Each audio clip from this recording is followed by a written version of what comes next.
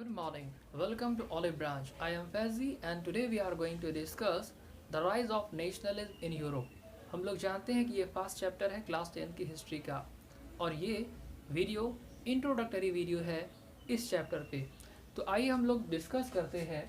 सबसे पहले समझते हैं कि नेशनलिज्म क्या है। Nationalism is a feeling of pride towards a country. Nationalism कैसी फीलिंग है? प्राइड की फीलिंग है टुवर्ड्स अ कंट्री। किसके लिए है? कंट्री के लिए। For example, I am proud to be an Indian. हर किसी को प्राउड है। I am proud to be an Indian. ये कैसी फीलिंग है? ये नेशनलिज्म की फीलिंग है। Nationalism is a feeling of pride towards a country. Example, I am proud to be an Indian. कैसी फीलिंग है? नेशनलिज्म की फीलिंग है। सारे जहां से अच्छा हिंदुस्तान हमारा। पूरी दुनिया में सबसे अच्छी कंट्री कौन सी कंट्री है? इंडिया, हिंदुस्तान। कैसी फीलिंग है? नेशनलिज्म की फीलिंग है। आइए समझते हैं कि कंट्री की कैरेक्टरिस्टिक क्या है।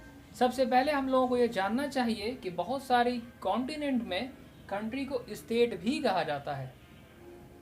कैरेक्टरिस्टिक्स क्या है? रूलर होना चाहिए, गवर्नमेंट, रूलर या गवर्नमेंट। दूसरा कैरेक्टरिस्टिक क्या है? सॉवरेन। वो गवर्नमेंट कैसी होनी चाहिए? सॉवरेन होनी चाहिए। इसका मतलब गवर्नमेंट इंटरनल और एक्सटर्नल डिसीजन लेने में इंडिपेंडेंट है। गवर्नमेंट इंटरनल और एक्सटर्नल डिसीजन लेने में सॉवरेन है, इंडिपेंडेंट है। ऐसी गवर्नमेंट को क्या कहा जाता है? सॉवरेन। इंडियन गवर्नमेंट कैसी गवर्नमेंट है? सॉवरेन गवर्नमेंट है, क्योंकि वो अपना डिसीजन लेने में इंडिपेंडेंट है। इंडिया को जो भी डिसीजन लेना है, चाहे इंटरनल अफेयर में या एक्सटर्नल अफेयर में, इंडियन गवर्नमेंट को किसी से ही पूछने की ज़रूरत नहीं है। Third one, people. First number पे पीपल को भी रख सकते हैं। लोग ही नहीं होंगे तो रूलर रूल किस पे करेगा? टैक्स कहाँ से आएगा? कंट्री कैसे रन करेगी? पीपल। और फोर्थ है डी, इंटरनेशनल डिफाइंड बाउंड्रीज। जो कंट्री है उसकी कोई इंटरनेशनल डिफाइंड बाउंड्री तो होगी।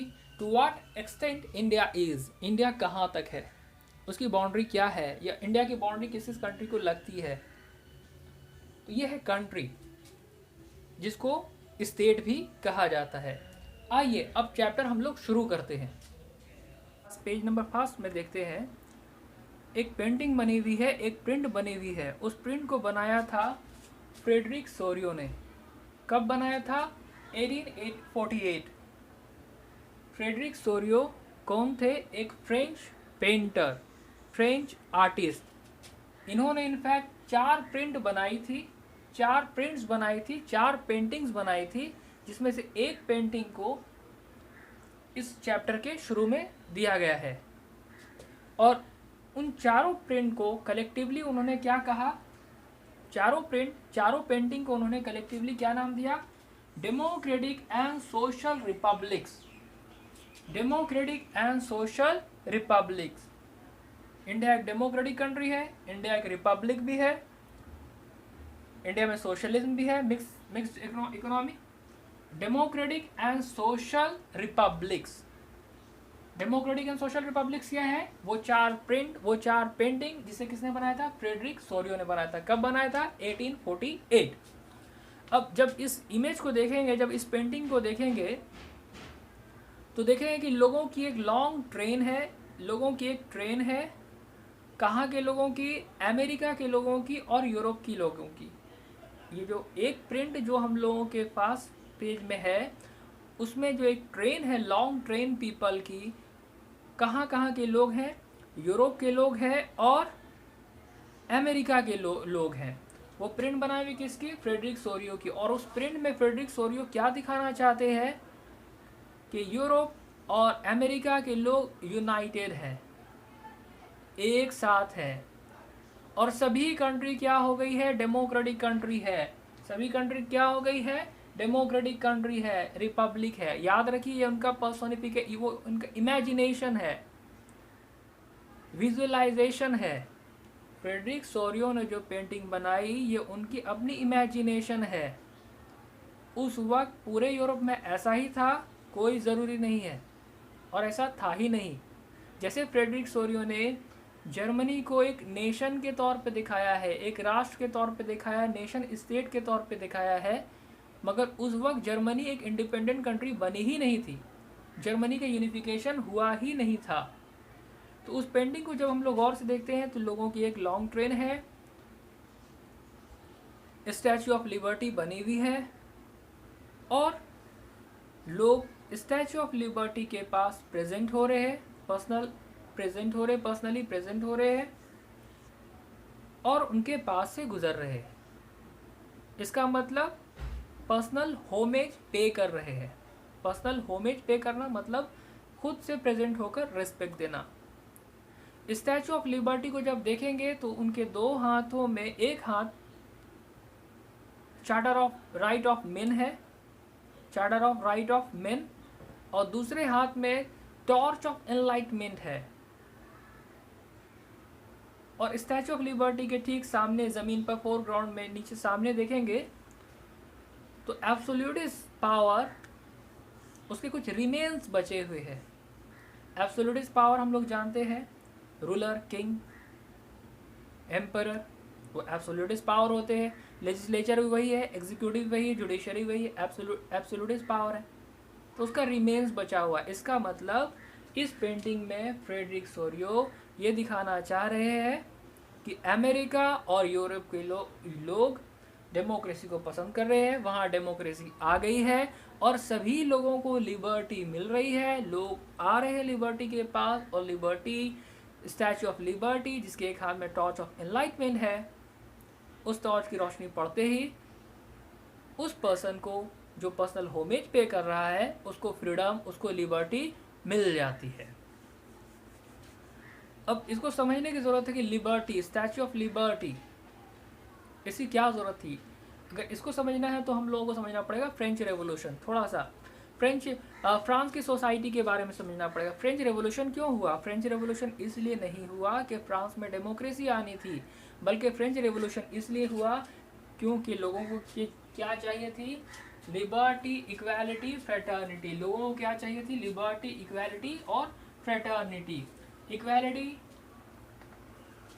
हम लोगों ने पढ़ा है क्लास 9 में।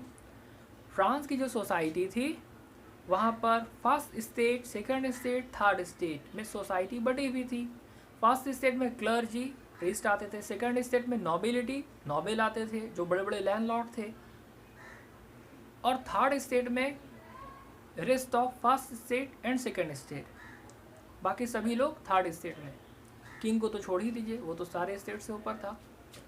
तो थर्ड स्टेट में पीजेंट भी है, लॉयर भी है, डॉक्टर भी है, इंजीनियर भी है, बड़े बड़े बिजनेसमैन भी हैं।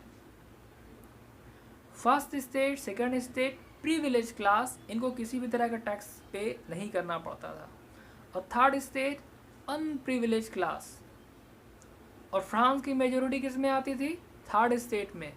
अराउंड 80 to 85 जो पॉपुलेशन थी, 90% पॉपुलेशन फ्रांस की, वो किसी स्टेट में आती थी, थर्ड स्टेट में, जिनको किसी भी तरह का प्रिविलेज नहीं मिला हुआ था। यहाँ तक कि जब फर्स्ट स्टेट और सेकंड स्टेट के लोग स्टेट जनरल में बैठते थे, मीटिंग में बैठते थे, और थर्ड स्टेट के लोगों को खड़े रहना पड़ता था। फिलोसोफर भी थर्ड स्टेट। तो यहाँ पर जो मेजोरिटी पॉपुलेशन उसको क्या चाहिए, इक्वालिटी, समानता। कोई भी प्रिविलेज क्लास ना हो, कोई भी अनप्रिविलेज क्लास ना हो। लोगों को लिबर्टी चाहिए थी, आज़ादी। 80% फ्रेंच पॉपुलेशन पीजेंट थी, जो कि एक तरह से नोबेल सेकंड स्टेट की स्लेव थी। क्लास 9 में हम लोगों ने पढ़ा है। तो लिबर्टी, 80% जो पॉपुलेशन पीजेंट्स है और एक तरह से वो स्लेव है सेकंड स्टेट्स के, उनको लिबर्टी चाहिए, आज़ादी चाहिए इस पूरे सिस्टम से, इस सर्वडम से। और उस तरह के पीजेंट को सर्व्स कहा जाता था। और जब लिबर्टी मिल जाए, इक्वालिटी मिल जाए, तो फ्रेटर्निटी, इसका मतलब सारे फ्रांस के लोग एक साथ मिलकर रहे। Liberty, equality, fraternity. तो द राइज ऑफ नेशनलिज्म में पेंटिंग हम लोगों ने देख लिया। उसके बाद आगे फ्रेडरिक सोरियो कहते हैं, इमेज में दिखाते हैं कि आसमान में एंजल्स हैं, सेंट्स हैं और जीसस क्राइस्ट हैं। वो देख रहे हैं लोगों की इस लॉन्ग ट्रेन को। वो लोग देख रहे हैं कि कैसे लोग यूनिटी के साथ जा रहे हैं, कैसी फ्रेटर्निटी है, कैसी ब्रदरहुड है। तो याद रखिए, इसमें जिस भी कंट्री को दिखाया गया है वो इमेजिनेशन है, विजुअलाइजेशन है किसका? फ्रेडरिक सोरियो का। और जर्मनी का यूनिफिकेशन हुआ ही नहीं था, और फ्रेडरिक सोरियो ने जर्मनी को एक नेशन के तौर पर दिखाया है। इसका मतलब उनकी ये उम्मीद है कि जर्मनी एक नेशन बने, और आगे चलकर जर्मनी एक नेशन बनी भी। अब देखिए, इस टॉपिक के लास्ट में है नेशन स्टेट। जर्मनी का यूनिफिकेशन हुआ, जर्मनी क्या बनी? एक नेशन स्टेट बनी। इटली का यूनिफिकेशन हुआ, इटली क्या बनी? एक नेशन स्टेट हुई, नेशन स्टेट बनी।